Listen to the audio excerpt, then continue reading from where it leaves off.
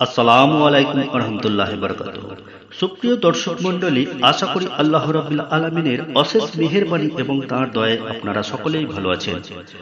বদর, হুদ ও খন্দকের যুদ্ধের পর 6 হিজরিতে কুরাইশদের সাথে 10 বছরের যুদ্ধবিরতি চুক্তি করেন আল্লাহর নবী। দীর্ঘ 13 বছর কুরাইশদের অত্যাচারে জর্জরিত হয়ে প্রিয় জন্মভূমি ছেড়ে মদিনায় হিজরত করেছিলেন তিনি। তথাপি কুরাইশদের অত্যাচার থেমে থাকেনি। দফায় দফায় তারা মদিনায় হামলা করেছে। অবশেষে হুদায়বিয়ার সন্ধির মধ্য দিয়ে খানিকটা স্বস্তি ফেরার সুযোগ হয়। তার বহির্বিশ্বের ব্যাপারে মনোযোগ দেন তিনি। দূত মারফত ইসলামের দাওয়াত পাঠাতে থাকেন আরবের সীমানা অতিক্রম করে পারস্য ও রোমান সম্রাট সহ তৎকালীন বিশ্বের শাসকদের কাছে। কিন্তু এরই মধ্যে একদিন মসজিদে নববীর বাইরে একদল লোককে শোরগোল করতে শোনা যায়। খোজা গোত্রের লোকেরা এসেছেন রাসূল সাল্লাল্লাহু আলাইহি সাল্লামের কাছে।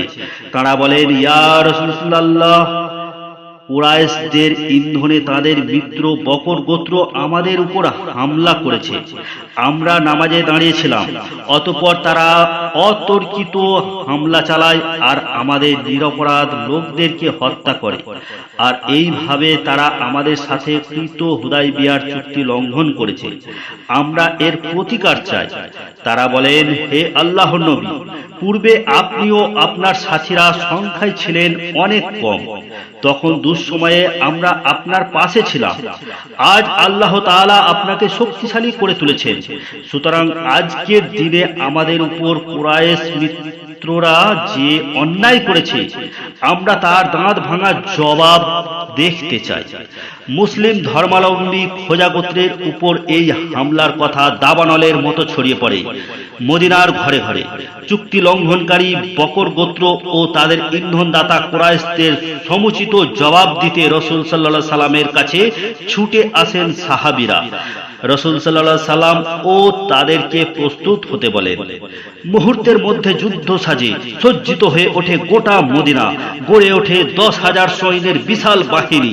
রাসূল সাল্লাল্লাহু আলাইহি সাল্লামের নেতৃত্বে এই যাবৎকালের সর্ববৃহৎ মুসলিম ফৌজ এটি। অতঃপর আরবের মরুর বুকে ঝড় তুলে আল্লাহু আকবার তাকবীর ধ্বনি দিয়ে তারা এগিয়ে যান অপ্রতিরোধ্য গতিতে। মক্কা অভিমুখে এই যুদ্ধযাত্রায় সম্মুখ সারিতে ছিলেন মুহাজির সাহাবীরা। তারা সেই সব নির্যাতিত সাহাবী যারা একদিন মক্কা ছেড়ে মদিনায় হিজরত করেছিলেন। সেদিন তারা নিজেদের ভিটামাটি আর মাতৃভূমির মায়া ত্যাগ করতে বাধ্য হয়েছিলেন অত্যাচারী কুরাইশদের নির্মম নির্যাতনের শিকার হয়ে। আজ সেই কুরাইশদের দেনা পাওনা চুকিয়ে দেবার সময় উপস্থিত। প্রচন্ড গতিতে ধাবমান এই মুসলিম ফৌজকে প্রতিরোধ করার শক্তি কিংবা সাহস কোনোটাই সেদিন কুরাইশদের মধ্যে ছিল না। তাদের নেতা আবু সুফিয়ান পরিস্থিতি আন্দাজ করতে পারে আর দ্রুত ছুটে যায় রাসূল পাক সাল্লাল্লাহু আলাইহি সাল্লামের কাছে। সে ক্ষমা প্রার্থনা করে নিজের জন্য আর মক্কাবাসীর জন্য। আল্লাহর নবী বলেন, যাও হে আবু সুফিয়ান, যারা তোমার ঘরে আশ্রয় নেবে তারা সকলেই নিরাপদ। যারা কাবা ঘরে আশ্রয় নেবে তারাও সকলেই নিরাপদ। যারা নিজের ঘরে আশ্রয় নেবে তারাও নিরাপদ। আর যারা আমার পথ রোধ করে দাঁড়ানোর চেষ্টা করবে, আমার তলোয়ার তাদেরকে ক্ষমা করবে না। অতঃপর কাপুরুষ কুরাইশরা দরজা বন্ধ করে নিজ নিজ গৃহে আশ্রয় নেয়। আবু জাহেলের পুত্র ইকরামা সহ কিছু সাহসী কুরাইশ সেদিন মুসলিম বাহিনীর পথ রোধ করার চেষ্টা করেছিল, কিন্তু আল্লাহর তলোয়ার খালিদ বিন ওয়ালিদ রাদিয়াল্লাহু তাআলা আনহু এর সামনে তারা বানের স্রোতে ভেসে যাওয়ার খড়কুটার মতো ভেসে যায়। অতঃপর 10,000 সেনার বিশাল বাহিনী নিয়ে বিনা বাধায় মক্কায় প্রবেশ করেন আল্লাহর নবী। এটা সেই শহর যে শহরে প্রতিনিয়ত তাকে হত্যা করার পরিকল্পনা করা হতো। এটা সেই শহর যে শহরে তারা সাথীদেরকে নির্মম নির্যাতন করা হতো।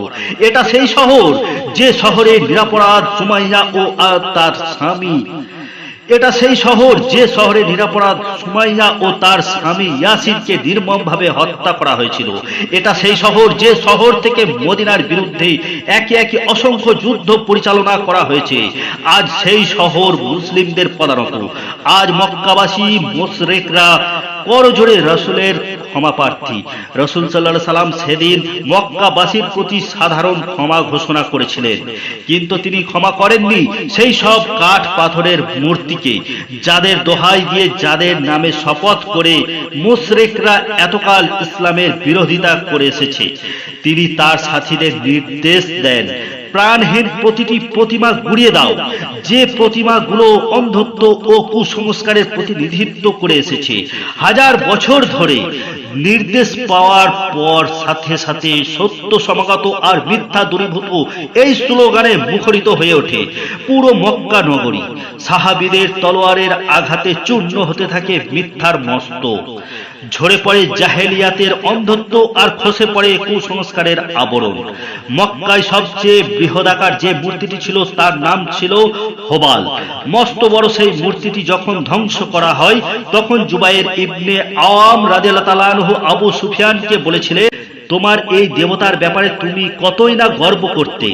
উহুদ দিবসে তুমি আমাদেরকে বলেছিলে এটা হোবালের জয়। লজ্জিত আবু সুফিয়ান মাটির দিকে তাকিয়ে বলে, সেই ঘটনা আর পুনরাবৃত্তি করো না জুবাইর, আমাদেরকে আর তিরস্কার করো না। সত্যি যদি এর কোনো ক্ষমতা থাকতো তাহলে অবশ্যই আমাদের সাহায্য করতে আজ সে এগিয়ে আসতো। এদিকে রাসূল সাল্লাল্লাহু আলাইহি সাল্লাম ডেকে পাঠান খালিদ বিন ওয়ালিদ রাদিয়াল্লাহু তাআলা আনহুকে, বলেন 30 জন সঙ্গীকে নিয়ে এখনই চলে যাও নাখলায়। সেখানে রয়েছে সবচেয়ে গুরুত্বপূর্ণ দেবী উজ্জার মূর্তি, তাকে ধ্বংস করে তবেই ফিরে আসবে। খালিদ রাদিয়াল্লাহু তাআলা আনহু তৎক্ষণাৎ ছুটে যান নাখলায় আর উজ্জার মূর্তি ধ্বংস করে ফিরে আসেন। রাসূল সাল্লাল্লাহু আলাইহি সাল্লাম জিজ্ঞেস করেন, তুমি কি সেখানে অস্বাভাবিক কিছু দেখেছো? খালিদ রাদিয়াল্লাহু তাআলা আনহু জবাব দিলেন, না। রাসূল সাল্লাল্লাহু আলাইহি সাল্লাম বললেন, তাহলে তুমি যে মূর্তি ভেঙেছো সেটা উজ্জার আসল মূর্তি নয়। পুনরায় সেখানে যাও আর আসল মূর্তিটি খুঁজে বের করো। সিও ভুলে ক্ষিপ্ত খালিদ রাদিয়াল্লাহু তাআলা আনহু পুনরায় নাখলার উদ্দেশ্যে রওনা হন আর আসল উজ্জাকে খুঁজে বের করেন। উজ্জার হেফাজতকারী লোকটি প্রাণের ভয়ে পালিয়ে যায় আর সে তার দেবীর গলায় একটি তরবারি ঝুলিয়ে রেখে যায়, হয়তো সে নিজেকে রক্ষা করবে এই আশায়। অতঃপর খালিদ রাদিয়াল্লাহু তাআলা আনহু কোষমুক্ত তরবারি নিয়ে মন্দিরে প্রবেশ করেন। হঠাৎ এক উলঙ্গ নারী তার পথ রোধ করে দাঁড়ায় আর চিৎকার করে বিলাপ করতে থাকে। খালিদ রাদিয়াল্লাহু তাআলা আনহু এক আঘাতে তার মস্তক নামিয়ে দেন আর পরের আঘাতে মূর্তিটিকে গুড়িয়ে দেন। অতঃপর ফিরে এসে তিনি রাসূল সাল্লাল্লাহু আলাইহি সাল্লামকে সবকিছু খুলে বলেন। রাসূল আল্লাহ বলেন, এটাই ছিল উজ্জার আসল মূর্তি। আজকের পর থেকে এই আরব ভূমিতে আর কেউ তার পূজা করবে না। এদিকে কাবাকে কেন্দ্র করে যতগুলো মূর্তি ছিল একে একে সবগুলোকে ধ্বংস করার পর মসজিদুল হারামে প্রবেশ করেন রাহমাতুল লিল আলামিন। হাজারে আসওয়াদ চুম্বন করেন এবং 7 বার কাবা ঘর তওয়াফ করেন।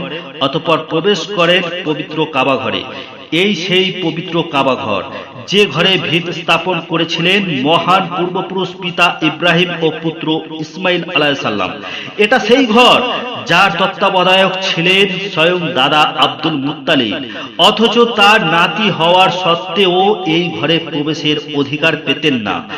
আল্লাহর নবী হযরত মুহাম্মদ সাল্লাল্লাহু আলাইহি ওয়াসাল্লাম তিনি নিজ হাতে কুঠার তুলে নিলেন আর পবিত্র ঘরে স্থাপিত মূর্তিগুলিকে ধ্বংস করা শুরু করেন। এগিয়ে আসেন তার সাহাবীরাও। পবিত্র ঘর কাবার হাজার বছরের কান্না মিলিয়ে যায় সাহাবীদের তাকবীর ধ্বনিতে। অবসান ঘটে জাহেলিয়াতের আর মুক্তি পায় মানবতা। প্রতিমা মুক্ত হয় কাবা আর কালিমা মুক্ত হয় আল্লাহর পবিত্র ঘর। ভিডিওটি লাইক, কমেন্ট, শেয়ার করবেন। চ্যানেলটিতে নতুন হয়ে থাকলে সাবস্ক্রাইব করে পাশে থাকা বেল আইকনটি বাজিয়ে দেবেন আরো নতুন নতুন ভিডিও দেখার জন্য। এতে আপনার কোনো টাকা বা পয়সা খরচ হবে না। পুরো ভিডিওটি সময় নিয়ে আপনি দেখার জন্য আপনাকে ধন্যবাদ। সুস্থ থাকুন, ভালো থাকুন।